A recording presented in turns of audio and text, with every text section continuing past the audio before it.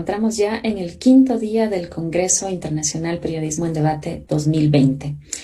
Para hoy, esta tarde, a las 4 de la tarde exactamente, tenemos ya preparada la conferencia con Alberto Cairo, nuestro invitado de hoy. Les saluda Tania Orbe, docente de periodismo USFQ. Les presento a Alberto Cairo, a quien tuve el gusto de conocer, y como le decía hace pocos minutos, seguro tiene cientos de estudiantes regados por el mundo por las innumerables charlas que él ha dado en diferentes congresos, en universidades, en cursos a lo largo de todo el planeta. Así que yo tuve el gusto de conocerle a él en el Congreso de la Federación Internacional de Periodistas Científicos, que fue en 2017 en San Francisco. Alberto es periodista y diseñador, imparte cursos de infografía y visualización de datos. También es director del Centro de Visualización, Comunicación de Datos y Diseño de Información en el Instituto de Ciencia de Datos y Computación de la Universidad de Miami. Autor de varios libros como How Charts Lie, Getting Smarter About Visual Information, creó el primer curso en línea abierto masivo de periodismo en el mundo en colaboración con el Centro Knight de la Universidad de Texas. Fue director de infografía y multimedia en la editora Globo, la división de revistas del grupo de medios más grande de Brasil. Su premio más reciente es un premio Sigma de periodismo de datos de 2019 para un gran proyecto de investigación en colaboración con Google y el Universal. Ha trabajado para Microsoft, Google y la Guardia Nacional de los Estados Unidos. Bienvenido, Alberto, te escuchamos. Hola, muchas gracias. Gracias por invitarme, es un placer estar aquí. Bueno, antes de comenzar a hablar voy a compartir mi pantalla porque voy a irles enseñando una serie de, serie de imágenes y proyectos de visualización. Sí, bueno, como comentaba Tania, yo en lo que me especializo es en el diseño de gráficos informativos. Es decir, yo soy un periodista de formación, también diseñador gráfico, y yo lo que enseño en la Universidad de Miami es cómo diseñar gráficos estadísticos, mapas de datos, diagramas, infográficos, explicaciones visuales, y también me dedico a ello profesionalmente desde el año 97, ahora parece una eternidad ya. Y mi trabajo actualmente, además de ser de diseñador, también es como consultor, como autor, como educador, etc. Y el último trabajo de educación, que yo considero de educación pública, es el libro que comentaba Tania ahora, que se titula Cómo mienten los gráficos, How Charts Lie, que es un libro que publiqué el año pasado, en el 2019, y que acaba de salir en edición rústica, con una cubierta diferente. El libro, desafortunadamente, no está disponible en español. Esa es una de las grandes paradojas de mis libros, que están disponibles en inglés, en chino, en coreano, en italiano y en otros idiomas, pero no en español. Una cosa muy curiosa. Pero bueno, ¿qué le vamos a hacer? Lo que voy a intentar hacer hoy, de todas maneras, es dar como un resumen de lo que trata el libro e ir más allá del libro también, porque quiero que la charla sea una introducción a la visualización de datos y también una invitación a la visualización de datos, porque uno de los mensajes que yo intento transmitir, tanto en mis libros como en mis clases, en mis charlas, etcétera, es que la visualización no es magia. La visualización es un poco como escribir. Si uno aprende a leer y a escribir, uno puede aprender a hacer buena visualización de datos. Y hoy en día, los periodistas que tienen capacidad de creación de visualización de datos también tienen una capacidad mayor de encontrar empleo, por lo menos en Estados Unidos, en España y en algunos otros países. Si uno consigue combinar las habilidades textuales o verbales con las habilidades visuales. ¿Por qué esto es importante? Bueno, pues es importante porque estamos viviendo ahora mismo en una segunda era de oro de la visualización de datos. La primera era de oro de la visualización de datos fue el siglo XIX. En el siglo XIX hubo una serie de innovadores que crearon, siglo XVIII, siglo XIX, que crearon los tipos de gráficos estadísticos que todos conocemos hoy. El gráfico de barras, el gráfico de línea, el gráfico de tarta, torta o pizza. Cada país lo llama de forma diferente. Estos tipos de gráficos se empezaron a usar sistemáticamente en el siglo XVIII, siglo XIX. Y esa fue la primera era de oro. Pero hoy en día estamos viviendo una segunda era de oro. Y hay muchos motivos por el cual existe esta segunda era de oro de la visualización de datos. En parte se debe a el acceso y la disponibilidad mayor que nunca de datos en formato digital, usable, proporcionados por tanto gobiernos como empresas privadas como organizaciones no gubernamentales. Ha habido una explosión en el acceso a los datos Y como consecuencia, en parte de esto, ha habido también una explosión en el uso de gráficos para poder extraer significados de esos gráficos. Y la visualización hoy en día permea y es usada en una multitud de ámbitos diferentes. En las ciencias, en la analítica de mercado, en la inteligencia de mercado, en un montón de áreas, incluidas el periodismo. El periodismo en los últimos años, por lo menos en los países con los que yo estoy más familiarizado, España, Brasil, Estados Unidos, el Reino Unido, etcétera, y Alemania también, ha habido una explosión en el uso de visualización de datos. Y esto se debe en parte a que los medios de comunicación en muchos países están viendo que a los lectores les gusta el contenido visual. De hecho, una serie de anécdotas que yo siempre muestro en mis conferencias muestran la importancia realmente de la visualización de datos. La historia más vista jamás en la historia del New York Times online es una visualización de datos. Una visualización de datos creada en parte por un ex estudiante mío de la Universidad de Carolina del Norte, Wilson Andrews. Una visualización de datos que se llama comúnmente el mapa de los dialectos. Esta es una visualización en la que cualquier lector puede entrar. La visualización le hace una serie de preguntas. ¿Cómo dice usted esta palabra en inglés? ¿Cómo pronuncia esta palabra en inglés? Le hace una serie de preguntas. Y en función de las respuestas a estas preguntas que el lector proporciona, la aplicación crea un mapa personalizado para el lector, que muestra al lector de dónde probablemente ese lector nació, la zona originaria de ese lector. Por ejemplo, el lector que estaba completando el cuestionario aquí, pues probablemente es alguien que nació en la parte más occidental de Estados Unidos. La historia más vista en la historia del New York Times.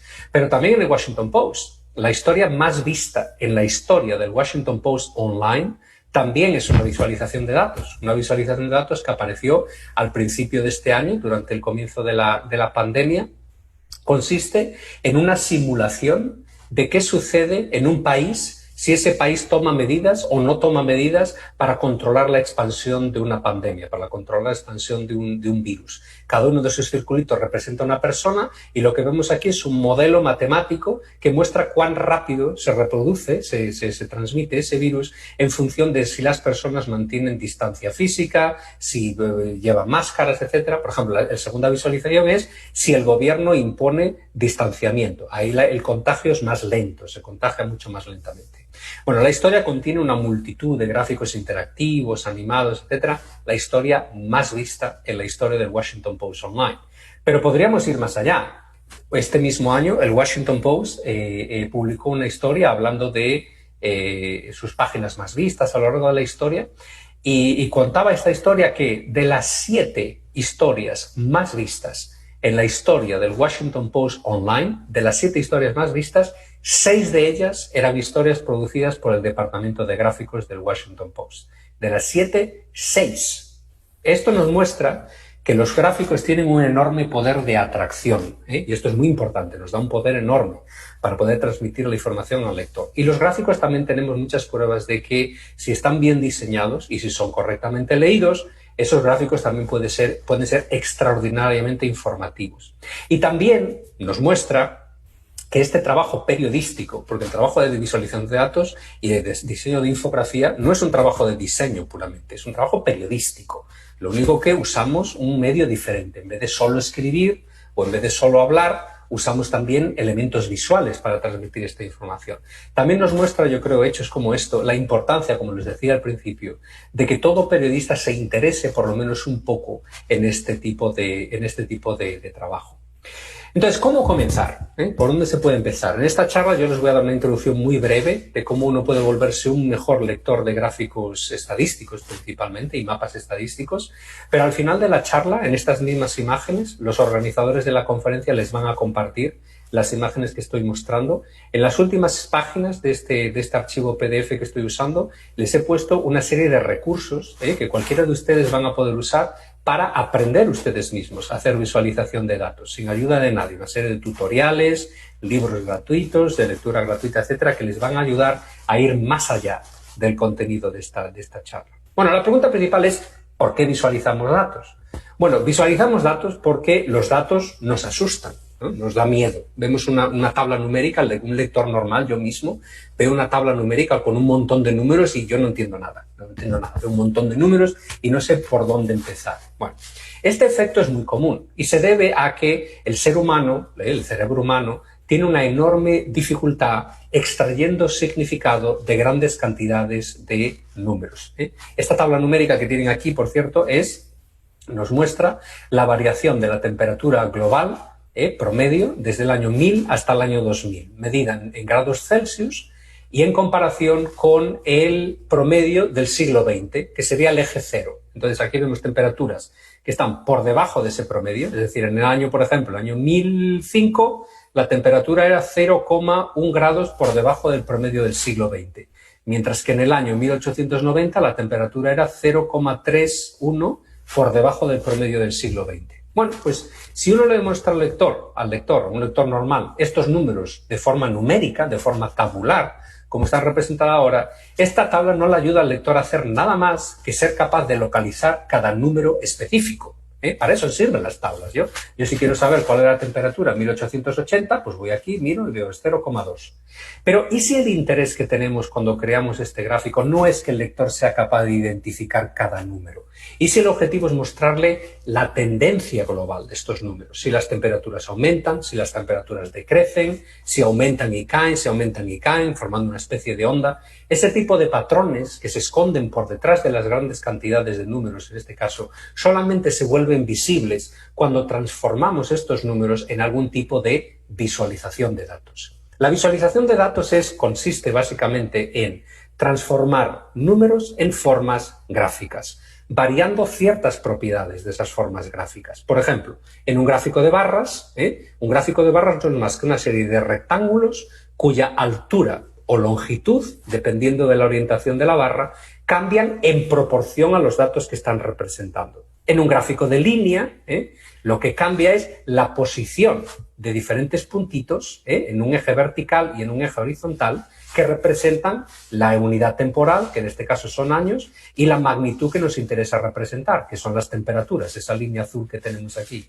Y luego conectamos esos puntitos por medio de una línea para poder ver cuál es la variación realmente de todos estos años. Bueno, este es un gráfico que yo describo con bastante detalle en uno de mis libros porque contiene muchísima más información. Por ejemplo, el grado de incertidumbre en los datos, que es una cosa que luego voy a tratar un poquito más en profundidad, porque es algo que es importante mostrar. Pero las temperaturas en sí son la línea azul y la línea roja. Y la línea negra es lo que se llama una línea de tendencia. Te muestra al lector hacia dónde se orientan estos datos. Esto sería muy parecido, por ejemplo, a lo que se está haciendo hoy en día cuando se informa sobre la pandemia. No se muestra solamente el número de casos diarios, sino que también se muestra el promedio semanal de los últimos 7 días. Eso sería la línea de tendencia, ¿no? Este es el equivalente de eso. Bueno, pues todos estos números son los que aparecen aquí, pero están, lo que se dice en visualización, codificados, están transformados en una forma gráfica de tal forma que un lector pueda extraer esos significados de esos números, que pueda ver las historias que se esconden por detrás de esos números. ¿Cuál es la historia aquí? Bueno, la historia lo transmite un poco el nombre común que este gráfico recibe, lo llaman el gráfico del palo del stick de hockey, porque tiene la forma de un stick de hockey, ¿no? Las temperaturas globales eran más o menos estables por casi 1000 años, pero en el momento en que llegamos al principio del siglo XX, ¡pum!, las temperaturas globales se disparan muy rápidamente, creando esa forma de un stick de hockey. Entonces, la visualización nos da muchísimo poder para poder transmitir estos datos, para poder dejar que el lector acceda a estas historias. Pero al mismo tiempo, el problema también es que la visualización está rodeada de una serie de mitos, muy comunes en el mundo del periodismo, por cierto, que yo creo que tenemos que abandonar. Y los mitos son, por ejemplo, que una imagen vale más que 1000 palabras. Eso es algo que yo he oído muchísimas veces en las redacciones y no es verdad, no es verdad. Las imágenes pueden valer más de 1000 palabras, pero solo si sabemos leerlas correctamente, ¿no? Y un gráfico como este, para poder interpretarlo, requiere de cierta explicación. Los gráficos muchas veces se malinterpretan. Cuando ponemos un gráfico en una página de diario o lo mostramos en TV, si no explicamos ese gráfico un poquito, y ese gráfico tiene una complejidad un poquito mayor de lo habitual, ese gráfico se puede malinterpretar. Les voy a mostrar mi ejemplo favorito de gráfico malinterpretado. Como saben, y es el ejemplo que abre mi último libro, Cómo mienten los gráficos. Como saben, acabamos de tener unas elecciones en Estados Unidos hace unos días. El presidente Trump ha sido derrotado, dentro de un poco tendremos al presidente Joe Biden, pero en 2016 el presidente Trump ganó las elecciones, ¿no? Bueno, pues después de que ganó las elecciones, el presidente Trump En cuanto entró en la Casa Blanca, en enero de 2017, ciertos periodistas tomaron fotos de los corredores de la Casa Blanca y un periodista tomó esta foto dentro de la Casa Blanca. Resulta que, por lo visto, el presidente Trump en 2017 le pidió a uno de sus ayudantes que imprimiese el mapa de los resultados de las elecciones en 2016, lo enmarcase y lo colgasen en las paredes de los corredores de la Casa Blanca. Al presidente Trump le encanta este mapa, le encanta, le gusta tanto, que en 2017 también otros periodistas que lo entrevistaron en el Salón Oval dijeron después de la entrevista que el presidente Trump tenía un montón de copias de ejemplares de este mapa y lo iba repartiendo a la gente que le venía a visitar a la Casa Blanca. Hay una foto, de hecho, que la sacó un fotógrafo de la agencia Reuters con el presidente Trump con las imágenes de este mapa en la mesa. Y los periodistas que hicieron la entrevista dijeron que durante la entrevista el presidente Trump se refirió al mapa. Dijo, a mí me encanta este mapa, miren este mapa. Porque fíjense cuánto rojo tiene este mapa. Al presidente Trump le encanta este mapa y a los seguidores del presidente Trump también le encanta este mapa. ¿Por qué? Porque este mapa indirectamente transmite la idea de una victoria aplastante. El color rojo representa al Partido Republicano, las regiones que ganó el Partido Republicano, y las áreas azules representan las regiones que ganó el Partido Demócrata, o la candidata demócrata en la época, que era Hillary Clinton. ¿Por qué transmite esta idea? Bueno, porque el 80% de este mapa está cubierto de rojo y el 20% de este mapa está cubierto en azul. Entonces parece un océano de rojo, muchísimos republicanos y muy poquitos demócratas. Bueno, este mapa, mucha gente ha dicho, este mapa está mal, hay que cambiarlo, porque es muy engañoso. El problema no es el mapa. Ese mapa está perfectamente diseñado. El problema es que ese mapa se diseñó con un propósito muy específico. Eso se llama, por cierto, en visualización, un mapa de coropletas. Este es uno de los términos que van a aprender después en los recursos que les pasaré. Bueno, este tipo de mapa no sirve para mostrar el apoyo popular. Para lo que sirve este mapa es para mostrar quién ganó dónde. Ese es el objetivo de ese mapa. Uno de los principios fundamentales de visualización es que cuando diseñamos una visualización tenemos que preguntarnos siempre cuál es el propósito de esa visualización. El propósito de esta visualización no es mostrar apoyo popular, número de votos, es mostrar quién ganó dónde. Si la usamos para argumentar sobre apoyo popular, estamos usando mal ese mapa, por muchos motivos. Por ejemplo, porque el voto demócrata tiende a concentrarse en áreas urbanas, muy densamente pobladas, pero muy pequeñitas geográficamente. Y el voto republicano tiende a estar mucho más disperso en áreas más rurales. El voto republicano es mayoritariamente rural. Y no solo eso, muchas regiones aquí en el medio de los Estados Unidos que parecen llenas de rojo, un montón de rojo, ahí no vive nadie. No hay nadie que viva por aquí. Todas estas regiones casi carecen de población. Una realidad que se ve perfectamente en esta visualización alternativa creada por mi amigo el cartógrafo Ken Field. Él lo que hizo en este caso fue, en vez de representar los votos por medio de áreas de color, los representó con puntitos. Aquí tenemos más de 140 millones de puntitos, cada uno de ellos localizado donde ese votante votó y luego coloreados en función de si los votantes votaron demócrata o votaron republicano. Y ahí vemos perfectamente que toda esta región de aquí hay enormes cantidades de terreno en las que no vive nadie. Pero aquí parece que están llenas de gente, ¿no? Ese mapa es engañoso, precisamente porque nos muestra el 80% en contra del 20%. Y eso no es lo que sucedió en las elecciones de 2016, como bien saben. En las elecciones de 2016, cuando vemos el apoyo popular, en cierta manera el presidente Trump perdió las elecciones, porque perdió el apoyo popular. Ganó las elecciones porque legalmente y legítimamente, porque el sistema de voto americano es un sistema de voto indirecto. Quien gana una pluralidad de los votos en un estado se lleva todo lo que se llaman los votos electorales de ese estado. Entonces el presidente Trump ganó la mayoría de los votos electorales y ganó la elección legalmente. Pero desde el punto de vista de apoyo popular, de número de personas que votaron por el presidente Trump, menos personas votaron por el presidente Trump que por Hillary Clinton. Más gente votó por Hillary Clinton. Y esa es una realidad que no se ve en este mapa. Si lo usamos mal, porque ese mapa no sirve de nuevo para ver apoyo popular. Esto sí sirve para ver apoyo popular. Pero como periodistas, yo creo que debemos intentar siempre ir un poquito más allá de los datos que tenemos enfrente de nuestra cara.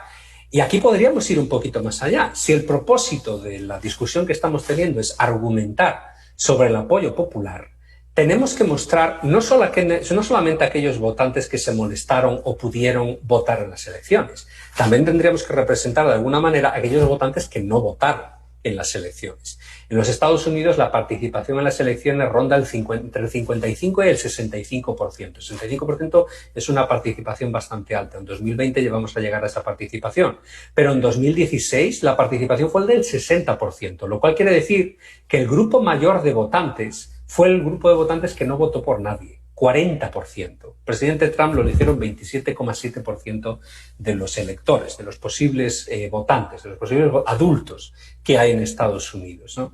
Entonces, si el objetivo es argumentar sobre apoyo popular, cualquiera de estos gráficos es mucho mejor que este mapa, porque este mapa no sirve para hablar de apoyo popular, sirve para otras cosas, para mostrar quién ganó dónde. Entonces, este es uno de los motivos por el que yo escribí How Charts Lie, cómo mienten los gráficos, porque no es que sea este libro sobre cómo mienten los gráficos, es más un libro sobre cómo nos mentimos a nosotros mismos cuando vemos gráficos, si no prestamos atención, porque esa es la primera regla para convertirse en un buen lector de gráficos. Prestar atención a lo que ese gráfico realmente está representando. Nunca asumir que un gráfico estadístico es un dibujo o una ilustración. Ese es uno de los argumentos que comento en el libro, que es que una visualización de datos no es una ilustración, es un argumento visual. Hay que leerlo para poder entenderlo bien. Entonces, ese es el prerequisito. Primero, prestar atención. Y luego, como periodistas, si diseñamos visualizaciones, también podemos ayudar al lector a que preste más atención. Durante la pandemia, por ejemplo, en los últimos meses, ha habido varios periodistas que se han molestado no solamente en mostrar datos, infográficos, mapas, etcétera, etcétera, sino explicar esos mapas. Por ejemplo, Brian Stelter, que es uno de los presentadores de CNN aquí en Estados Unidos, al principio de la pandemia, cuando mostró ese gráfico famoso de achatar la curva, que posiblemente todos hemos visto, Stelter no simplemente mostró el gráfico en pantalla, en el fondo, y se puso a hablar de otra cosa con los comentaristas. No, se puso enfrente del gráfico y le explicó al lector cómo leer ese gráfico. ¿Por qué? Bueno, porque ese gráfico es sencillo de leer, puede ser intuitivo para muchísima gente, pero tal vez no sea intuitivo para todo el mundo, con lo cual siempre es bueno compaginar, cuando hacemos una visualización, compaginar los elementos visuales con los elementos textuales. En visualización llamamos a esto la capa de anotación, el título, la introducción, las pequeñas notas que le colocamos en un gráfico o en el caso de un gráfico presentado en TV, las palabras que habla el presentador, que pronuncia el presentador enfrente de ese gráfico. Esta capa de anotación, esta capa explicativa de los datos, muchos diseñadores de visualización hoy en día la consideran uno de los elementos fundamentales en el periodismo de datos, o en el periodismo de visualización de datos. Por ejemplo, John Bourne Murdoch, que es uno de los periodistas de datos del Financial Times, el diario británico de negocios, en una entrevista que tuvo hace unos meses, dijo: el trabajo más importante que el equipo en donde yo trabajo, el equipo de datos, de gráficos, etcétera, donde yo trabajo realiza, no es la visualización. La visualización es importantísima, no voy a decir que no es importante, lógicamente, gráficos, estadísticos, mapas, importantísimo. Pero yo creo que el trabajo más importante que hacemos es colocar esa capa de explicación a esos gráficos. No simplemente mostrar al lector los números, sino explicarle al lector la importancia de esos números. O alternativamente, decirle al lector el contexto de esos números, explicarle al lector por qué varían esos números, por ejemplo, o explicarle al lector por qué tenemos este crecimiento, o por qué hay un pico aquí y una caída aquí, poner esas pequeñas, anotar el mayor, el menor, etcétera. Todo eso aclara la información a los lectores y les puede ayudar también a entender los gráficos, o puede ayudar, como decía antes, el prerequisito para volverse un buen lector de gráficos es prestar atención. La capa de anotación también puede ayudar a enfocar la atención del lector en las cosas que realmente importan. Entonces, ¿a qué cosas uno le tiene que prestar atención? Yo creo, una vez que aprende a prestar atención a los gráficos y no asumir que un gráfico es una ilustración, sino que es un argumento que para ser entendido debe ser leído, ¿a qué cosas hay que prestarle la atención? Bueno, primero hay que entender bien ¿qué mide ese gráfico? ¿Qué está midiendo ese gráfico? Y para ello hay que ir a la fuente. Esto, por cierto, muchas de estas recomendaciones son recomendaciones tanto para lectores como para periodistas, porque muchas veces los periodistas agarramos una base de datos, no leemos la documentación de los datos y nos ponemos a representar esos datos. Y eso es muy peligroso. Les voy a mostrar solamente un ejemplo de lo fácil que es cometer errores si uno no piensa las cosas dos veces. Hace unos meses, hace ya 2 años de hecho, uno de mis ex estudiantes, Luis Melgar, también español, ahora es un periodista de datos y de visualización en el Wall Street Journal, en la sede de Washington. Pues Luis se iba a graduar, era un estudiante de maestría y estaba trabajando en su proyecto de final de carrera. Entonces quería hacer un proyecto de visualización de datos e investigación sobre estudiantes sin techo en Florida. Estudiante sin techo, la palabra en inglés es homeless, estudiante que no tiene techo, ¿no? Sin techo. Bueno, agarró datos, el gobierno de la Florida tiene una política de transparencia muy fuerte, uno le puede pedir al gobierno de Florida datos y datos y datos, y el gobierno le va a dar muchos datos. Luis reunió los datos, habló con expertos, ¿tal? Y en una de las primeras reuniones que tuvimos sobre el proyecto, él me mostró varios gráficos estadísticos y varios mapas, como este que tienen aquí, mapa de coropletas, en el que por medio de la intensidad de color se representa el porcentaje de estudiantes en cada uno de los condados de la Florida que son sin hogar, sin techo. Porcentaje de estudiantes sin hogar. Yo cuando vi este mapa me quedé así parado. Dije, wow, madre mía. Hay condados en Florida donde 1 de cada 5 estudiantes, 20% de estudiantes, son estudiantes sin hogar, estudiantes sin techo.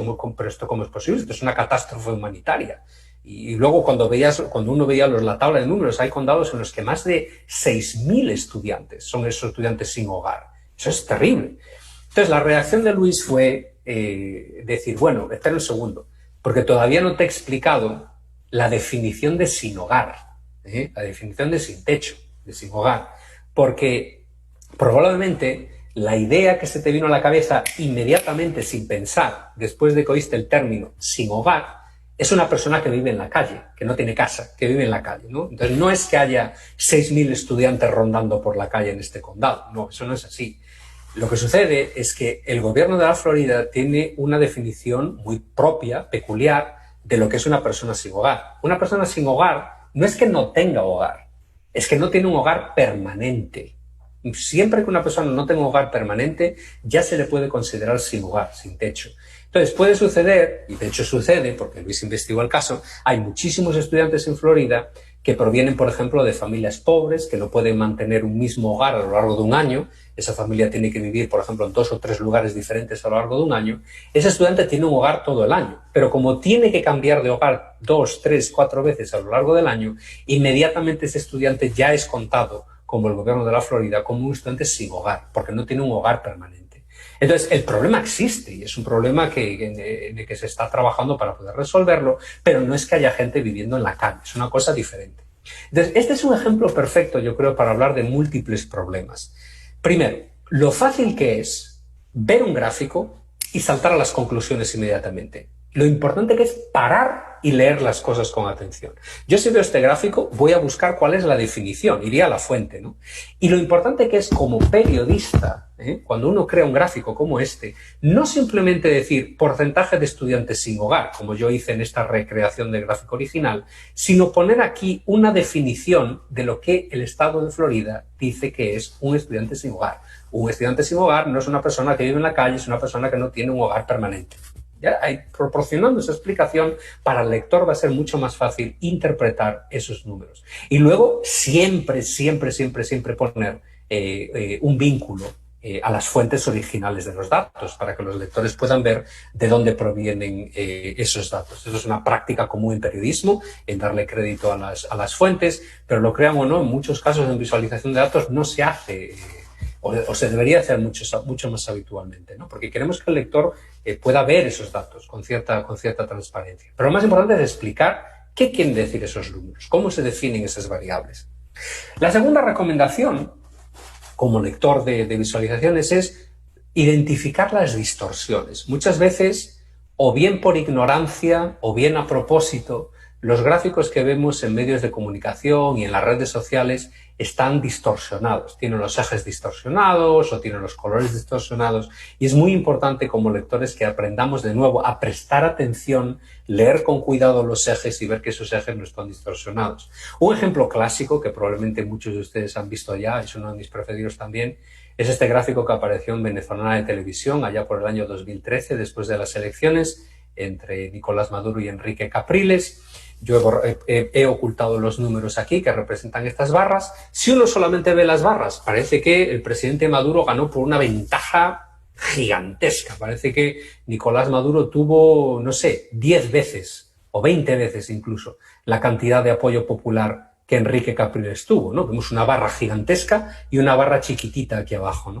Pero claro, uno cuando lee los números, y en televisión muchas veces la gente no presentamos los gráficos con tiempo suficiente para que el televidente vea los números, pero si uno presta atención a los números son estos, 50% y 49%. Entonces la diferencia es muy, muy pequeña. ¿Qué es lo que sucede aquí? Bueno, pues quien quiera que diseñó este gráfico, por algún motivo, yo nunca atribuyo motivos maliciosos, esto puede ser una cuestión de ignorancia, pero quien quiera que diseñó este gráfico truncó el eje vertical de un gráfico de barras, Muchos gráficos estadísticos no necesitan un eje cero. Gráficos de líneas, etcétera, gráficos de dispersión, no necesitan un eje cero. Pero los gráficos de barras,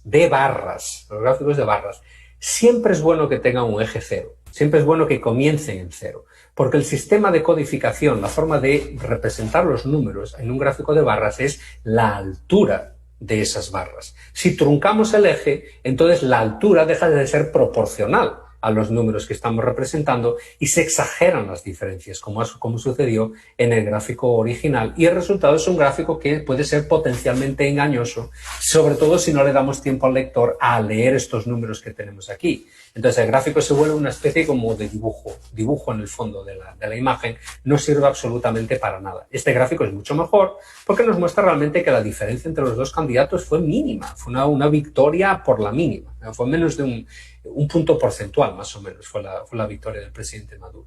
No, hay casos, por cierto, de distorsiones que son muchísimo más difíciles de percibir. Por ejemplo, este es un gráfico que apareció en Televisión Española, la televisión nacional pública de España, allá por el año 2013. Es un gráfico que nos muestra la caída del desempleo entre los meses de febrero y de agosto de 2013. Y como pueden ver, el desempleo en España cayó de 5 millones de personas a 4,7, bueno, 4.690.000, 4,7 millones de personas, redondeando, ¿no? Bueno, pues es una noticia positiva. Y de hecho, el noticiero, en su época, presentó esta noticia como una noticia positiva. El desempleo está cayendo, etcétera. Si comparamos febrero con agosto, el desempleo cae, etcétera, etcétera. Bueno, pues esto es mentira. Es una historia que es mentira. Y no es mentira porque los números sean incorrectos. Los números son correctos. Y no es una historia de mentira porque sea un gráfico de línea. El gráfico de línea es la forma correcta de representar estos números. Si en el caso anterior el problema era cómo se truncó el eje vertical, en este caso es cómo se truncó el eje horizontal. ¿Por qué? Bueno, porque la economía española, probablemente muchos de ustedes lo saben, depende, creo que es el 10 o el 15% del Producto Interior Bruto de España, depende del turismo. Entonces, ¿qué sucede? Que en los meses de verano el desempleo en España cae y en los meses de invierno el desempleo en España sube, baja, sube, baja. Ese patrón estacional, es un patrón de estacionalidad. Sube el desempleo durante el invierno, baja durante el verano. Sube durante el invierno, baja durante el verano. Es un patrón que se repite todos los años. Entonces, sabiendo el periodista que crea este gráfico, sabiendo que ese patrón de estacionalidad se repite todos los años, es incorrecto comparar un mes de invierno, febrero, con un mes de verano, agosto, porque no son comparables uno al otro. Lo correcto es mostrar un año entero o más, un año entero o más. Problema, que cuando uno hace eso, ve que no ha habido variación del desempleo para nada. O sea, cuando uno ve los datos de julio de agosto de 2012 frente a los datos más presentes, vemos que el porcentaje de desempleados es básicamente el mismo. Pasamos de 4,62 a 4,69, que no es una variación, prácticamente, no hay variación.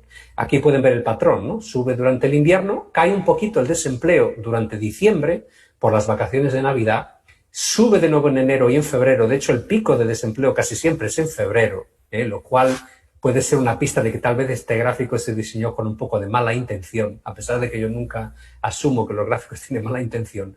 Eligieron el mes con el desempleo más alto y luego el mes con el desempleo más bajo, que suele ser agosto, porque es el medio de las vacaciones de verano en España, ¿no? Entonces, la historia no se puede presentar desde un ángulo positivo, simplemente porque es una variación que se repite todos los años. Esto es un gráfico engañoso. Y como les decía antes, esto puede haberse diseñado malintencionadamente para engañar al lector, pero muchas veces se diseñan gráficos como esto simplemente por falta de atención, por no prestarle atención a los datos, por no pasar un tiempo adecuado entendiendo los datos, hablando con economistas, etcétera, para poder entender con expertos, para entender mejor qué realmente representan estos números que estamos representando, lo que estamos mostrando a los lectores. Bueno, otro ejemplo, otra recomendación.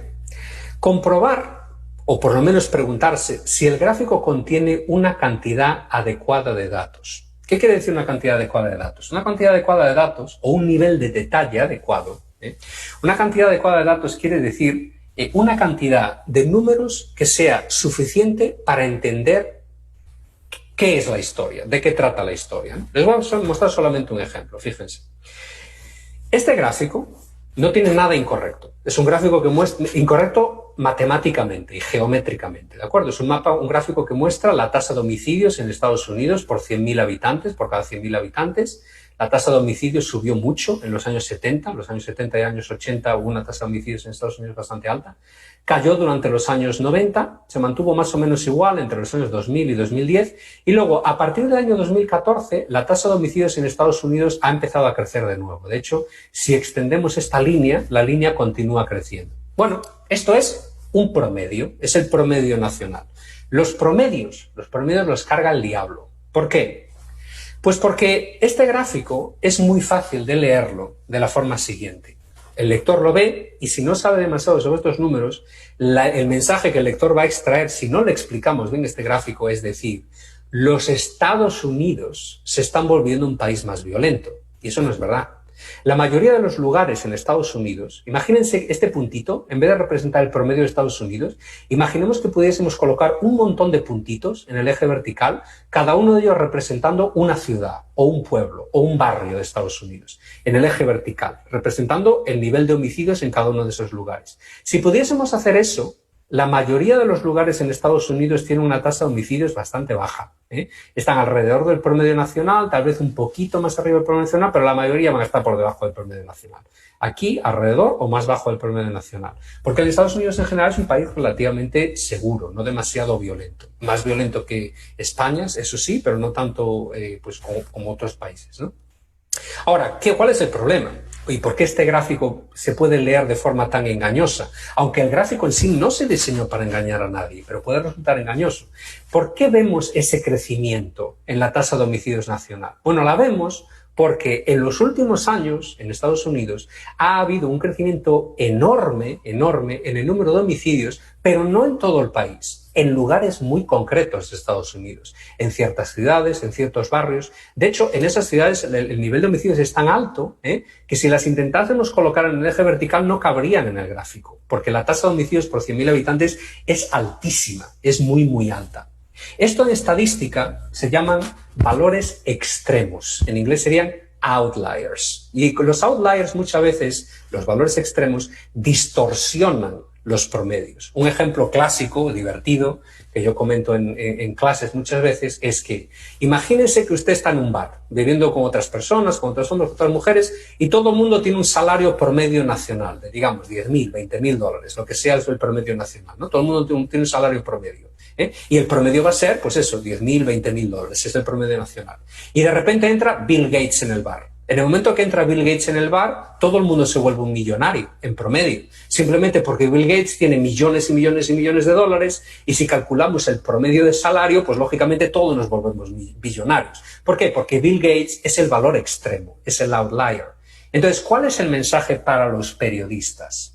El mensaje para los periodistas es que si usted le muestra a un lector solo esto y no le explica nada más, usted no está informando al lector, le está desinformando. porque el lector no tiene ese conocimiento de estos datos. El lector va a saltar a las conclusiones, va a decir, madre, los asesinatos están creciendo en Estados Unidos. Uno tiene que ir más allá, tiene que profundizar, entender esos datos de una forma un poco más sofisticada, un poco más analítica. Entonces, ¿qué tenemos que hacer? Pues intentar visualizar esos datos, lugar por lugar o ciudad por ciudad, o por lo menos, si no tenemos acceso a esos datos, por lo menos explicarle al lector por qué crece esa tasa de homicidios. Es decirle, no es que todos los lugares en Estados Unidos se estén volviendo más violentos, es que hay ciertos lugares que se han vuelto tan violentos que distorsionan ese promedio nacional, ese ratio nacional de homicidios. Esta es la tarea del periodista. Muchas veces yo oigo decir a mis compañeros periodistas que el trabajo del periodista es simplificar las cosas para que el lector las entienda. Y nuestro trabajo no es simplificar cosas.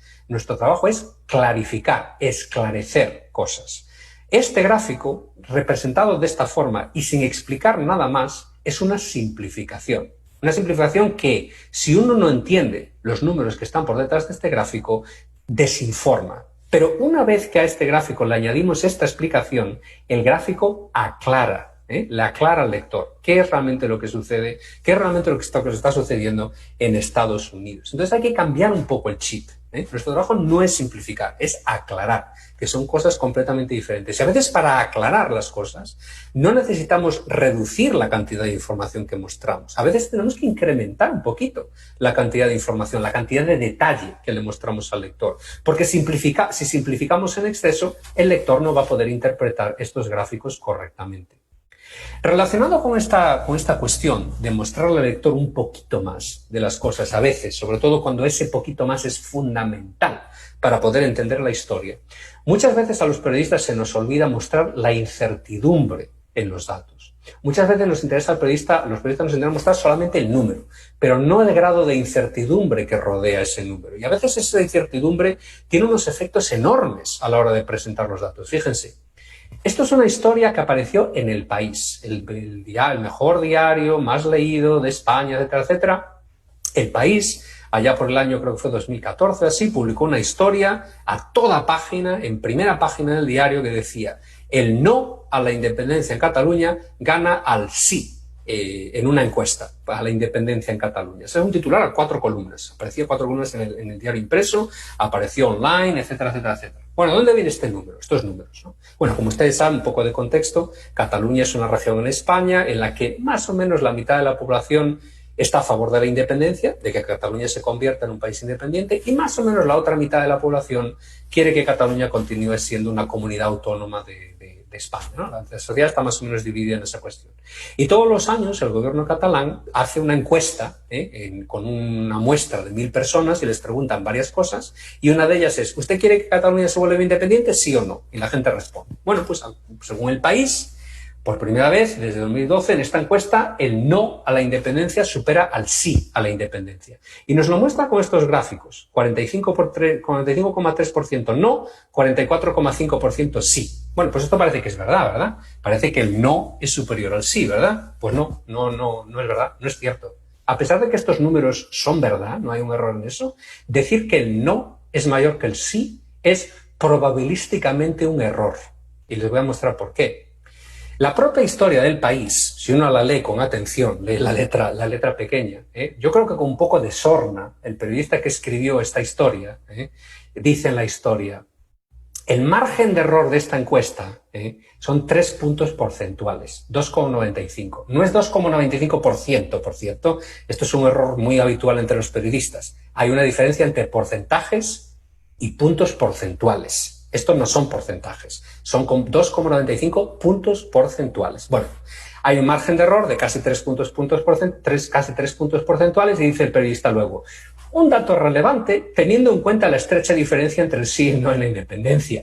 Yo cuando leí esto dije, pues hombre, pues claro que es relevante. Es tan relevante que es irresponsable como periodista decir que el no es superior al sí. Uno no lo puede decir. ¿Por qué? Pues porque si uno sabe un poquito sobre error muestral, la probabilidad de que esa mínima diferencia que le ha salido a uno en una encuesta entre 45,3 y 44,5, 0,8% de puntos porcentuales de diferencia, la probabilidad de que esa diferencia sea inexistente, de que sea simplemente producto de un error muestral, es enorme. Es casi del 80%. Entonces, ¿cuál es el titular responsable? El titular responsable, que yo creo que un periodista responsable tendría que escribir, es que el no y el sí a la independencia parece que están empatados. Eso sí que se puede escribir. ¿Por qué? Porque la diferencia es mínima y el margen de error es tan enorme. No podemos afirmar que el no es superior al sí con ningún grado de certidumbre, ni que el sí es superior al no. Todo lo que podemos decir es que parece que están más o menos empatados. Más o menos empatados. Y también yo creo se le puede empezar a transmitir al lector la idea de que los números, sobre todo números que son generados a través de encuestas, de preguntas y respuestas, siempre son imprecisos, siempre tienen ese margen de error.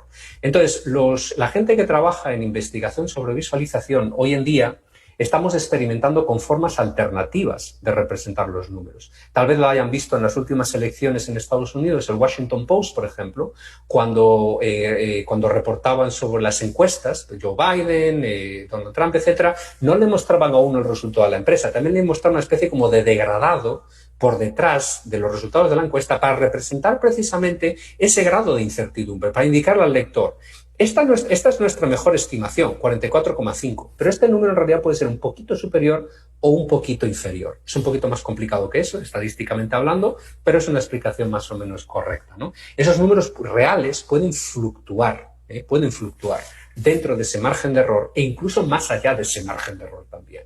Es una cosa que ha sucedido en las elecciones de Estados Unidos, como ustedes saben, y a mucha gente le ha sorprendido. No, pues probablemente eso sea un error sistemático en la forma en la que se realizan las encuestas. Hay diferentes fuentes de error en encuestas. Y por cierto, la palabra error en estadística no quiere decir equivocación. La palabra error en estadística quiere decir incertidumbre. El nivel de error es el nivel de incertidumbre, en cierto sentido. Pero bueno, eso sería otra conversación para otro momento. Y luego también hay que tener muy en cuenta, muy en cuenta, y tal vez esa sea la parte más importante, cuidado, siempre que vemos un gráfico, cuidado con ver lo que queremos ver en ese gráfico. Este tal vez sea el mensaje fundamental de mi último libro, de cómo mienten los gráficos, porque de nuevo, usamos los gráficos para mentirnos a nosotros mismos. Lo que todos nosotros hacemos es casi siempre, cuando no prestamos atención a un gráfico, es proyectar en ese gráfico lo que ya queremos creer, ¿no? Lo que nos interesa ver en ese gráfico. Les voy a mostrar un ejemplo. Durante muchos años, aquí en Estados Unidos, había una discusión muy activa y muy agresiva sobre la política del presidente Obama llamada The Affordable Care Act, que es lo que se llama comúnmente Obamacare, ¿no? Obamacare es un programa público que ayuda a la gente a comprar seguro de salud privado en el mercado, ¿no? Pagando. Aquí en toda la sanidad es casi toda privada, hay que tener seguro médico, etcétera, etcétera. Bueno, los conservadores en Estados Unidos, el Partido Republicano, siempre han atacado a Obamacare, el programa de Obamacare, diciendo que como Obamacare fuerza a las empresas de más de, creo que son 50 empleados, les obliga a ofrecer seguro de salud a sus empleados, eso impide a las empresas a contratar a más empleados, ¿no? A contratar más gente. Bueno, pues un día, gente que estaba en el lado izquierdo del espectro político, yo a veces critico a la gente que está muy a la derecha, a veces critico a la gente que está muy a la izquierda, pues vamos a criticar a la gente de la izquierda. Pues gente que estaba a la izquierda del espectro político dijeron, no, eso es mentira, el Affordable Care Act no impide que las empresas contraten, fíjense. Este gráfico de aquí le muestra el número de gente en el mercado de trabajo en Estados Unidos, medido, como pueden ver, en millares, ¿no? Pues aquí vemos la crisis económica del año 2008, 2007, 2008, 2009, la gente en el mercado de trabajo, la cantidad de gente en el mercado de trabajo cae, pero luego a partir del 2010 el número de empleados en el sector privado crece, y esto ha continuado creciendo en los últimos años. Y fíjense lo que pasa muy cerquita de donde la curva cambia de dirección. Se pasa el Affordable Care Act. Aquí es cuando se aprobó el Affordable Care Act. Entonces, si es verdad, decían estos comentaristas, que el Affordable Care Act, Obamacare, es malo para el mercado de trabajo, ¿cómo es que tenemos esta subida en la curva aquí tan rápida? No es verdad que el Affordable Care Act impida a las empresas contratar, y de hecho puede ser incluso que ayude a las empresas a contratar más gente, ¿no? Bueno, pues esto es un ejemplo de ver en un gráfico más de lo que uno debe ver. Un gráfico, uno de los mantras, uno de los eslogans que uno tiene que tener siempre en la cabeza cuando ve gráficos estadísticos es que un gráfico muestra solo lo que muestra y nada más. Todo el resto de historias que uno está creando alrededor de este gráfico son cosas que están en la cabeza, no están en el gráfico. Todo lo que el gráfico está mostrando es que hay una especie de coincidencia temporal entre el cambio de dirección de la curva, más contrataciones, y el paso de Obamacare. Pero eso no quiere decir que Obamacare tenga nada que ver con las contrataciones. De hecho, podríamos buscar explicaciones alternativas por las que a lo mejor el mercado de trabajo comenzó a recuperarse después de esas fechas. Y es, por ejemplo, en el año 2009, en febrero de 2009 creo que fue, el Congreso aprobó el paquete de estímulo económico, inyectó millones y millones de dólares en la economía privada. Puede ser, eso es una explicación alternativa, que esos millones comenzaron a ayudar a las empresas a contratar un poquito más tarde a lo largo del año y ese estímulo empezó a funcionar después y los efectos continúan hasta este momento. No estoy diciendo que esto sea la verdad. Lo único que estoy diciendo es que siempre que vemos un gráfico hay que pararse y empezar a buscar posibles explicaciones alternativas a este fenómeno. Y no solo eso, cuando vemos un gráfico también podemos no prestar atención solo a lo que el gráfico está mostrando, sino a lo que el gráfico podría mostrar en casos hipotéticos diferentes. Es decir, para mostrar una relación causal entre el paso de Obamacare y el cambio de dirección de la curva de empleo, nos podríamos preguntar, bueno, ¿y si Obamacare no existiese? ¿Y si Obamacare lo hubiesen destruido en el Congreso? Que era una posibilidad. Obamacare pasó por una diferencia relativamente pequeña. ¿Y si nunca hubiese pasado? ¿Cómo sería la curva? La curva sería igual, porque si con Obamacare o sin Obamacare la curva continúa igual, eso quiere decir que Obamacare no tiene nada que ver con la economía, no afecta para nada a la economía, y podría ser. O puede ser que sin Obamacare la curva fuese todavía más pronunciada, lo cual querría decir que Obamacare efectivamente está impidiendo a las empresas a contratar a más trabajadores, porque sin Obamacare la curva de recuperación sería más rápida. O podría ser que la curva fuese así, lo cual querría decir que Obamacare es bueno para la economía, porque sin Obamacare la curva de recuperación económica del número de empleados sería mucho menos pronunciada. Pero cuando ponemos Obamacare la curva se vuelve más pronunciada. Entonces, ¿cuál es la respuesta a esta pregunta? No lo sé, porque yo no soy un economista. Te tendría que consultar con un economista para que me ayudase a entender la historia. Lo que sí sé es que la conclusión que estos comentaristas extrayeron del gráfico original es incorrecta. O por lo menos, no es que sea incorrecta, es que es indebida. No tenemos suficiente evidencia para afirmar que Obamacare es bueno o malo para el sistema económico norteamericano, solamente basado en este gráfico. ¿Por qué? Porque un gráfico muestra solo lo que muestra y nada más. Si queremos ver más, tenemos que hacer más investigación, tenemos que profundizar en los datos, consultar con expertos, etc. Muchas veces decimos, los que trabajamos en visualización, que el 80 o el 90% de nuestro tiempo no lo pasamos diseñando. El 90% de nuestro tiempo lo pasamos hablando con gente para que nos ayude a entender los números que vamos a representar. Y el 10% restante del tiempo es lo que pasamos realmente diseñando en estos gráficos. Porque el objetivo de la visualización no es crear un objeto bonito, una ilustración, es crear un objeto periodístico que tiene que tener como mínimo el mismo rigor que cualquier otro tipo de producto periodístico. Tenemos que poner el mismo esfuerzo. Todos tenemos esta responsabilidad, yo creo, de fomentar mejores ecosistemas informativos informados a través de gráficos que estén mejor diseñados. Por eso yo creo que es tan importante, yo creo que más y más periodistas se interesen por la visualización de datos, porque el periodista ya viene con ese conocimiento ético, o debería tenerlo, ese conocimiento ético del periodismo tradicional, y lo podemos empezar a aplicar también a otras manifestaciones del fenómeno periodístico, como por ejemplo la visualización de datos. Bueno, eso es todo lo que tengo para ustedes. Antes de pasar para las preguntas y respuestas, como les prometí, la última parte de esta presentación, y pido a los organizadores que se la manden a todo el mundo que se haya apuntado a la charla. Este PDF contiene ciertos recursos. Si les interesan aprender a hacer visualizaciones, les voy a dar una serie de recomendaciones. Lo primero, para hacer visualización y para entender datos, uno tiene que aprender a pensar en los datos.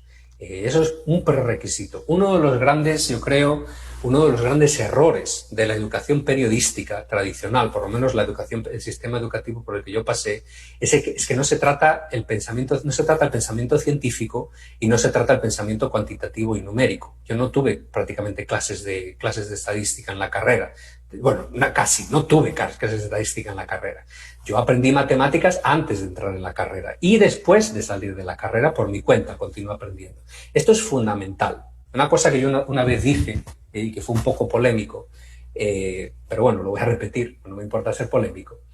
es que si un periodista, por ejemplo, y yo me he encontrado con esos casos, si un periodista no sabe cuál es la diferencia entre una media y una mediana y una moda, ese periodista no puede ser periodista. Porque desconocer la diferencia entre una media, moda y mediana es el equivalente de no saber escribir gramaticalmente. Eso es fundamental. Hay cierto conocimiento básico estadístico que todos los periodistas deberíamos tener. Ahora, el problema es que no lo aprendemos en la carrera, ¿no? Entonces, ¿cómo solventar eso? Bueno, pues hoy en día hay una literatura enorme que le enseña a uno conceptos estadísticos desde un punto de vista ameno, sin fórmulas, explicando conceptos, errores comunes que se cometen a la hora de tratar los números. Es una literatura creciente a la que yo mismo he contribuido con mi último libro, Comúnmente en los gráficos, pero tiene El arte de la estadística, de David Spiegelhalter. Muy recientemente, acaba de salir hace un mes, Counting, de Deborah Stone. Naked Statistics, Estadísticas Desnudas, de Charles Whelan, o Cómo no estar equivocado, How not to be wrong, de Jordan Ellenberg. Todos estos libros son interesantísimos, son introducciones al pensamiento matemático, escritas para personas que siempre le han tenido miedo a la matemática, ¿eh? Y eso es uno de los problemas que muchas veces los periodistas tenemos, que le tenemos miedo a los números, porque pensamos que los números son como magia, ¿no? Y que se necesitan grandes conocimientos de programación y de fórmulas, etcétera, para manejar los números. Y no es verdad. Porque los números son soporte para el raciocinio, para el pensamiento, y es importantísimo que aprendamos a manejarlos. Entonces, esas serían algunas recomendaciones de lecturas. Probablemente algunos de ellos estén disponibles en español, no lo sé. Luego, herramientas. Les he puesto aquí vínculos a herramientas gratuitas o semigratuitas que les pueden ayudar. Son herramientas todas ellas que cualquier persona puede aprender en media hora, una hora, un par de horas, y que les pueden ayudar a dar los primeros pasos en el mundo de la visualización. Todas estas herramientas contienen en los propios vínculos tutoriales y artículos que enseñan cómo usarlas. Yo mismo he creado tutoriales. Si siguen este vínculo después, cuando obtengan el acceso a este archivo, este vínculo les va a llevar a mi propia página web en la que yo he colocado pues, todos los tutoriales que he grabado en vídeo para enseñarle a mis estudiantes cómo usar herramientas de visualización. El problema es que yo esto lo grabo en inglés, porque claro, doy clase en Estados Unidos, entonces estos tutoriales los he grabado en inglés, pero creo que se entienden perfectamente. Y ahí enseño herramientas como Raw Graphs, Insight, que son herramientas gratuitas, Adobe Illustrator, que es una herramienta que casi todos los diseñadores gráficos usamos, etc. Y luego recomendaciones de libros exclusivamente sobre visualización. Aquí les he puesto una lista larguísima de libros, pero eso no quiere decir que se los tengan que leer todos, que pueden empezar con uno y luego cuando tengan tiempo continúen con el siguiente. Los he intentado organizar de una forma un poco de cómo yo mismo me iría aproximando a ellos. Fundamentals of Data Visualization es el primero que he puesto por dos motivos. Primero, porque es una buena introducción a la visualización de datos y segundo, porque el libro entero está disponible gratuitamente y legalmente online. Usted puede hacer este libro. Ahora, si acceden al libro y lo usan para aprender a visualización, lo que sí les pediría como autor yo mismo, es que compren una copia física del libro en algún momento para apoyar al autor también, ¿no? Los autores también comemos, ¿no? Entonces yo creo que hay que apoyarnos un poco. Y luego, si les gusta, tienen una cabeza y dicen, bueno, pues a lo mejor me interesa aprender un poquito de programación, ¿no? Vamos a aprender esto de que algunos periodistas dicen del código, a ver de qué trata esto. Bueno, pues hay un lenguaje de programación que se llama R, la letra R, que es un lenguaje de programación creado por estadísticos y que hoy en día se usa en muchísimas redacciones. Lo usa ProPublica, el New York Times, el Washington Post, etc. Ese lenguaje de programación es gratuito y este libro, que también se puede acceder gratuitamente online, es una introducción a ese lenguaje de programación. Que, por cierto, el libro empieza con la parte de visualización, cómo crear gráficos estadísticos con ese lenguaje de programación. Y luego el resto de imágenes les he puesto diferentes libros para continuar aprendiendo visualización y continuar profundizando. Libros que tratan la visualización desde un punto más general, incluyendo uno de los libros que yo escribí. Libros que tratan la visualización desde un punto de vista más de negocios, pues si tienen amigos que trabajan en el mundo de los negocios, estos son libros excelentes de cómo usar visualización en el ámbito de negocios. Libros para obtener inspiración, porque cuando uno comienza a crear visualización, una de las mejores recomendaciones que a mí me dieron al principio de mi carrera, yo empecé en un diario que se llama La Voz de Galicia, en España, la primera recomendación que me dieron mis compañeros allí, cuando yo entré como becario, es copia a alguien, copia a otros diseñadores. Copiar no en el sentido de plagiar, sino copiar en el sentido de tomar inspiración. Todos aprendemos a escribir de la misma forma, aprendimos a escribir bien leyendo a gente que escribe bien y empezamos a tomar prestadas técnicas de esas otras personas. Bueno, pues visualización se puede aprender de la misma manera, empapándose del trabajo de otras personas. Y estos 3 libros son catálogos de bastante tamaño de visualizaciones de todo el mundo, del mundo entero. Son catálogos de visualizaciones maravillosas que les pueden dar muchísimas ideas. Y luego libros sobre mapas, que es una de las áreas, yo creo, más ignoradas en el mundo de la visualización, lo importante que es saber diseñar mapas bien. Y aquí les he puesto 3 de mis libros favoritos sobre cartografía. El primero probablemente sea mi libro favorito sobre mapas, sobre creación de mapas, de los muchos que he leído. Bueno, pues ahora sí que llego al final. Esto es todo lo que tengo. Les pido a Eric, a Tania, a los restos organizadores que compartan este PDF con todos los asistentes cuando tengan la oportunidad. Y ahora pues me dicen si tienen preguntas. Por supuesto, Alberto, muchas preguntas hay. La primera es de los miembros de un proyecto de nuestra universidad, de la Universidad UTE, y de medios como el Diario del Universo y el portal web Código Vidrio. Es un proyecto sobre desinformación en tiempos de COVID. Se quisiera saber si tú has observado durante esta pandemia, cómo evalúas el uso de todos esos recursos gráficos sobre lo que pasó con el COVID, más aún cuando hay un montón de datos estadísticos que sabemos no son. Por ejemplo, el ejemplo es el de Ecuador. Oficialmente estamos a un poco más de 10.000 muertos, cuando todo el mundo sabe por la sobremortalidad que estamos probablemente a 25.000, 30.000. Lo mismo pasa aquí, no me pasa en Estados Unidos, en España también la misma cosa. Entonces, una evaluación general. Bueno, pues hay cosas muy buenas y cosas muy malas. Yo creo que el trabajo de los medios de comunicación en general, por lo menos de los medios de comunicación que yo sigo en Estados Unidos, en España, en Brasil, en general ha sido bastante bueno. Es decir, ha habido un esfuerzo bastante considerable de informar a los lectores adecuadamente de qué está pasando con la pandemia, incluyendo aspectos relacionados con el exceso de mortalidad. El País publicó hace poco una historia maravillosa mostrando precisamente eso, los números oficiales de mortalidad y comparado con el exceso de mortalidad. En Estados Unidos el New York Times hizo cosas parecidas. Por cierto, El País, me olvidé cuando hablaba antes de las historias más vistas de la historia de los diarios, hace poco El País anunció que la historia más vista en la historia del País online en España es una visualización también, es un infográfico en el que ellos explican cómo se transmite el virus dentro de espacios cerrados, una explicación visual a base de ilustraciones. Y es una explicación excelente, maravillosa. Entonces yo creo que en general los medios de comunicación han hecho un buen trabajo. Ahora, ¿qué sucede? Que también ha habido una desinformación bastante masiva. El problema en ciertos países, y Estados Unidos está entre ellos, Brasil también, es que debido al tipo de gobierno que se tiene ahora, son gobiernos que tienden a la desinformación. Es decir, eso yo lo digo muy abiertamente y desde un punto de vista totalmente no partisano, El gobierno del presidente Trump es un gobierno que desinforma a la gente activamente. Y esto no es una declaración política, es objetivo, es algo que se puede comprobar, se puede medir y se puede evaluar analíticamente. Esta afirmación es totalmente objetiva.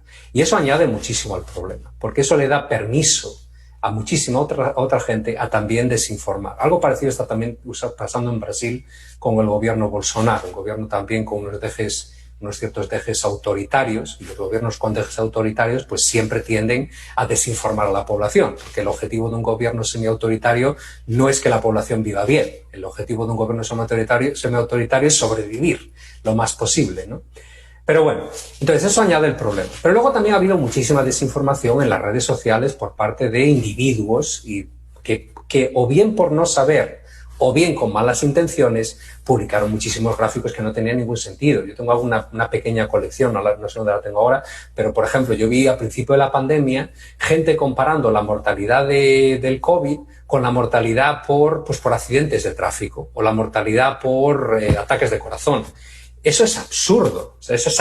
¿Por qué es absurdo? Bueno, porque pensemos de nuevo, pensemos en los números, pensemos en el fenómeno. Uno no puede comparar la mortalidad de una pandemia con la mortalidad por culpa de otro tipo de enfermedades no contagiosas. Es decir, los accidentes de tráfico no se contagian. Por el hecho de que yo tenga un accidente de tráfico, otra persona no va a tener un accidente de tráfico.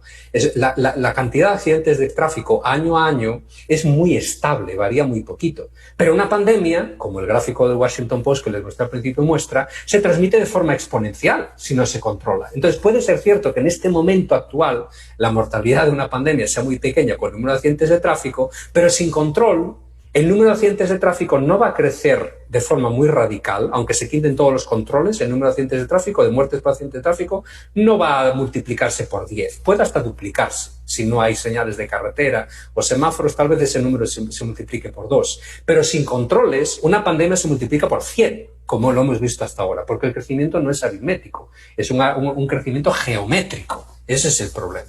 Entonces vi muchísimos de este tipo de argumentos.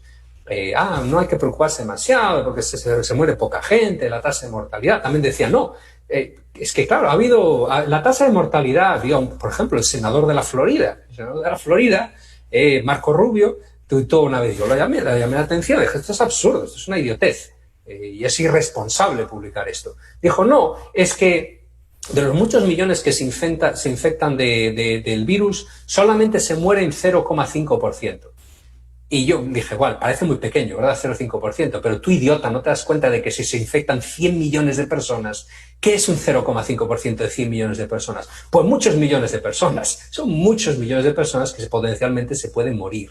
Entonces, eso es un ejemplo de ver los datos de una forma muy limitada y de no prestar atención a las cosas. Y a mí eso me molesta bastante. Primero porque yo he cometido todos esos errores también, ¿eh?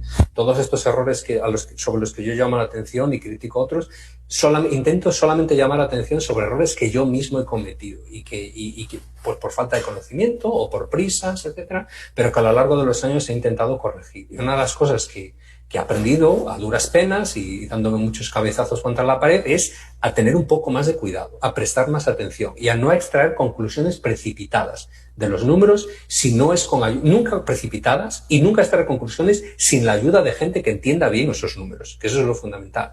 Los periodistas tenemos que acostumbrarnos más, y esto es algo que está sucediendo en algunas redacciones de Estados Unidos, no solo a usar a los científicos como fuentes, sino a usar a los científicos como colaboradores en las historias que creamos. Y esto yo creo que la pandemia va a ayudar mucho con eso. Hay muchos epidemiólogos en Estados Unidos que están participando activamente en dar consejos a los periodistas que crean las historias. ProPublica, que es una de las una redacción periodística de periodismo de investigación en Estados Unidos, cuando ellos hacen un análisis estadístico con datos complejos, no lo hacen ellos solos. Siempre colaboran con estadísticos profesionales, con doctorado en estadística de diferentes universidades. ¿Por qué? Bueno, porque los periodistas tenemos un conocimiento limitado de todas estas cosas. Siempre tenemos que depender del conocimiento de otras personas. El conocimiento es distribuido y tenemos que reconocer que es distribuido. Muchas gracias, Alberto, por esas declaraciones que además son muy técnicas frente a tanta politización y polarización política que hay en el mundo. Voy a continuar con una siguiente pregunta de María José Zavala a través de Facebook Live, que dice: si aprendemos a analizar estos gráficos, ¿podemos darnos cuenta si el autor cometió un error o alteró los datos para su beneficio? En ciertos casos sí, en ciertos casos no. Depende de la complejidad del gráfico.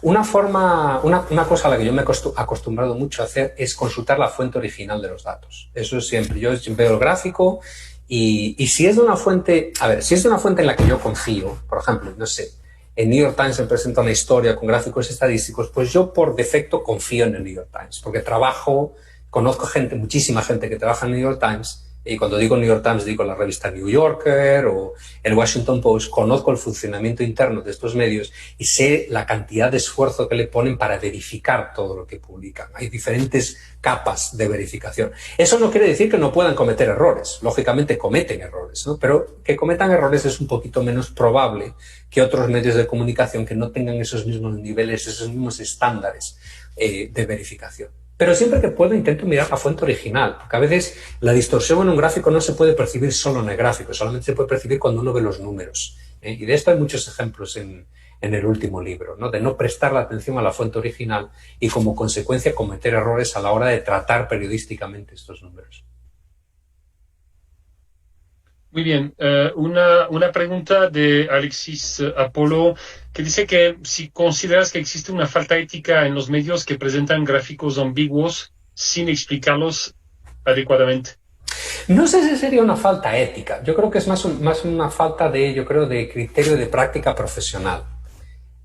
Solamente se vuelve una falta ética si uno tiene evidencia empírica de que no presentar esas explicaciones puede llevar al lector a malinterpretar el gráfico. Si uno sabe que no incluir una explicación puede llevar al lector a interpretar de forma ambigua ese gráfico, entonces ahí hay un mandato ético. Si tú sabes que esto va a pasar, lo tienes que prevenir. Ponle la explicación, ¿no? Ahora, si uno no lo sabe, incluir o no una explicación no es una cuestión digamos, de ontología o de ética, es una cuestión más de práctica profesional. De la misma forma que cuando uno escribe una historia intenta explicar las cosas claramente, pues lo mismo tiene que hacer en una visualización.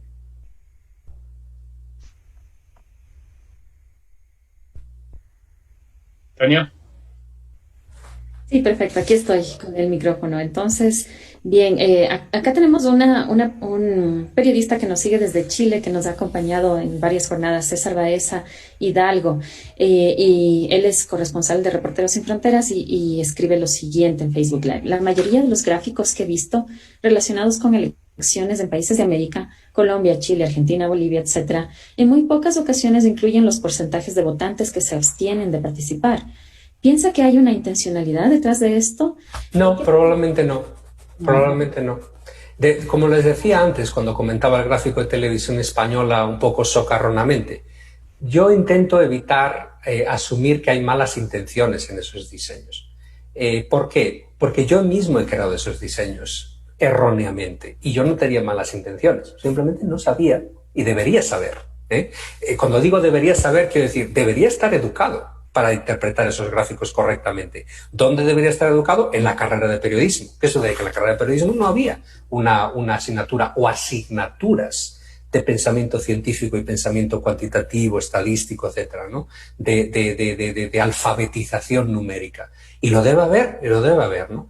Entonces, ¿hay una intencionalidad ahí? Pues puede ser que sí, pero yo tiendo a pensar que no, que simplemente es una cuestión de prisas y de no mostrarlo. Yo creo que hay que mostrarlo porque la participación a veces es chocante ver que a los presidentes o a los gobernantes los eligen un porcentaje muy pequeño de personas. Entonces eso es un cuarto de los adultos eligieron un poquito más de un cuarto, 27 y 28% eligieron al presidente Trump. Y lo mismo va a suceder en estas elecciones. El presidente Biden probablemente ha recibido, no sé, calculando grosso modo, probablemente 30%, el apoyo del 30% de los votantes posibles, ¿no? Cuando uno hace ese cálculo del número de votantes que podrían haber votado, pero no quisieron o no pudieron votar por algún motivo. Entonces yo creo que hay que incluir, pero no hay que asumir malas intenciones, a no ser que uno tenga evidencia de malas intenciones.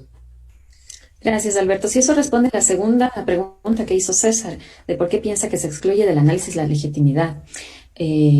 Voy a la última pregunta que tiene César. Te voy a completar.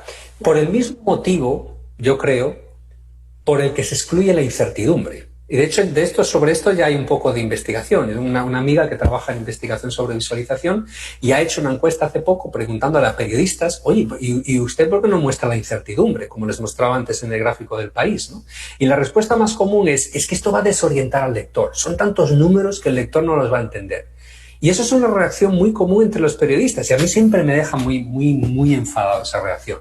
Porque como les decía antes, el objetivo de un gráfico no es simplificar, es aclarar. Y si el gráfico no es claro y el gráfico es complejo, porque necesita ser complejo, porque los datos son complejos, el objetivo del periodista no tiene que ser simplificar ese gráfico en exceso, tiene que ser explicar ese gráfico correctamente, porque todos esos números son fundamentales para entender la historia, no solamente el número, sino el grado de incertidumbre alrededor de ese número. Hay que mostrarlo, pero la reacción, digamos, instintiva del periodista es decir, uy, el lector no lo va a entender, por lo tanto no lo voy a mostrar. Eso es una actitud de autoderrota. Como el lector no lo va a entender, no lo muestro. Pero el efecto de no mostrarlo es que el lector tampoco no lo va a entender.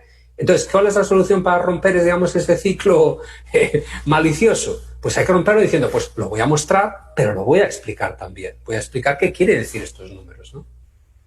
Una pregunta de un estudiante nuestro, Luis Villasís, que dice que a veces se cambian las fórmulas a lo largo del tiempo para las estadísticas y quizás podríamos ver un poco lo que pasó de nuevo hablando de la pandemia sobre la manera de contar los casos probables, etcétera, que a veces algunos países no utilizan. O el desempleo, a veces se redefine cómo se calcula el desempleo. Y entonces, una caída muy grande.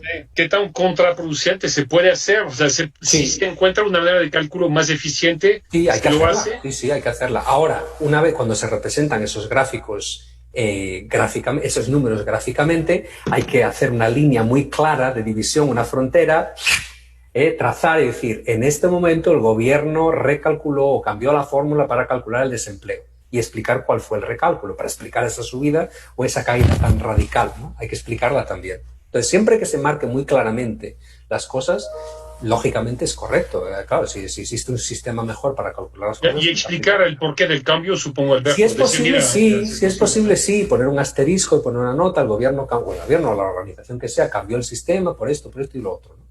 Entonces es bueno marcarlo e intentar explicarlo si hay espacios suficientes. Quiero añadir algo que ya lo había cuestionado César Baeza y estaba pendiente. ¿Y por qué los medios de comunicación rara vez ofrecen análisis que puedan explicar este fenómeno? Quisiera, Alberto, que nos extiendas un poco tu análisis sobre las condiciones. No todos nos formamos en visualización de datos, no sabemos cómo hacerlo, no hay malas intenciones, ya lo dijiste tú, pero desde el lado de las empresas de medios, ¿cómo lo ven ahora que es la mejor etapa para visualización que dijiste? Bueno, la pregunta entonces, ¿cuál es? ¿De cuál es el estado o cómo formarse? Aclárame cuál es la pregunta que tienes. Una mosca aquí rondando. Claro que sí. La pregunta es, ¿por qué los medios de comunicación rara vez ofrecen análisis que puedan explicar este fenómeno? Sí, bueno, muchas veces por falta de conocimiento y muchas veces por falta de personal que pueda proporcionar esas explicaciones. Es decir, cuando uno ve, digamos, cuando uno pone ejemplos de visualización de datos, de grande visualización de datos, casi siempre nos referimos a los grandes medios de comunicación, como yo he hecho ahora mismo, ¿no? El Washington Post, el New York Times, etc. Pero claro, es imposible que el 99% de las empresas periodísticas sean como el New York Times o el Washington Post, porque, bueno, pues el New York Times tiene 50 personas o más trabajando solo en el departamento de gráficos. El departamento de gráficos de Times son 50 personas. En el Washington Post creo que ahora son 35 o 36 personas, solo haciendo gráficos. Bueno, haciendo gráficos, no solamente diseñando los gráficos, sino analizando los datos, consultando las fuentes, escribiendo el texto de los gráficos. El departamento de gráficos de todos estos medios de comunicación son departamentos autónomos, no son departamentos de diseño, son departamentos editoriales. Lo único que el output que producen, lo que producen no solamente son historias escritas, sino que también producen los gráficos, ¿no? Los gráficos que acompañan a esas historias. Son completamente autónomos. Entonces, ¿por qué lo pueden hacer? Bueno, porque tiene muchísima gente, mucha gente, ¿no? Ahora bien, incluso medios más pequeños pueden permitirse hacer este tipo de trabajo. Muchas de las herramientas que les he mostrado al final de la presentación, Data Wrapper, Flourish, son herramientas que cualquier periodista puede aprender en 30 minutos o una hora y le va a empezar a ayudar a crear sus primeros gráficos de barras, sus primeros gráficos de tortas, sus primeros gráficos estadísticos interactivos que puede empezar a colocar a su página web. Es ahí donde empieza. Se aprende haciendo. Y se aprende cometiendo errores. Y se aprende corrigiendo esos errores. No es incorrecto cometer errores. Lo que es incorrecto es no corregir esos errores. Si uno comete un error en un análisis, bueno, pues, hombre, todos somos humanos. Hay que intentar no cometerlo, pero si uno lo comete, bueno, pues publica una corrección. Y lo mismo a la hora de diseñar un gráfico. Hay una multitud de medios de comunicación de muy menor tamaño que también consiguen hacer visualizaciones extraordinarias. El Miami Herald, por ejemplo, aquí en Miami, pues tiene una persona que hace gráficos. Ahora bien, los periodistas del departamento de investigación han empezado a aprender a hacer gráficos también. Y es un departamento pequeño, pero consiguen hacer visualizaciones y las hacen ellos. Entonces han empezado a dar esos primeros pasos también. En Ucrania, tengo bastantes amigos allá, hay un medio de comunicación muy parecido a ProPublica, que se llama Texti, pero es un medio mucho más pequeñito. Lógicamente no son 100 personas como en ProPublica, deben de ser unas 8 o 9 personas, y 3 de ellas trabajan en cuestión de datos. Bueno, pues el trabajo de ese equipo tan pequeñito, en cuestión de calidad, es equivalente a lo mejor que uno pueda ver en el mundo. Y son 3 personas solo. Ahora, ¿cuál es el secreto? Que esas 3 personas se complementan muy bien las unas a las otras. En cuestión de habilidades. Es decir, una de las cosas que los medios de comunicación deberían hacer más habitualmente, yo creo, es contratar a gente que no tiene diploma en periodismo necesariamente. Es decir, contratar un científico de datos o un estadístico que tenga cierto interés en periodismo, un programador que tenga cierto interés en periodismo, ¿eh? Y esto está sucediendo en las mejores redacciones de todo el mundo. O el ejemplo de este medio de comunicación pequeñito, pues de esas 3 personas, una es un periodista diseñador, otra es un programador desarrollador web y el otro es, pues no sé exactamente, un científico de datos, un estadístico que analiza los datos. Esas 3 personas trabajando en conjunto, en equipo, consiguen producir un trabajo extraordinario, ¿no? Y lo mismo, ese es el mismo sistema de organización sucede, pero a otra escala diferente, en los medios de comunicación que consideramos, digamos, los grandes medios de comunicación en cuestión de visualización. En el departamento de gráficos del New York Times, pues de esas 50 personas, 5 o 6 son cartógrafos, 4 o 5 son estadísticos, o muchos son diseñadores, muchísimos son periodistas también, hay muchos reporteros en ese departamento, ¿no? Pero tienen habilidades diferentes, programadores, desarrolladores, etc. Hay que empezar a atraer a ese tipo de profesional. Entonces, ¿para qué? Para poder hacer precisamente ese tipo de análisis.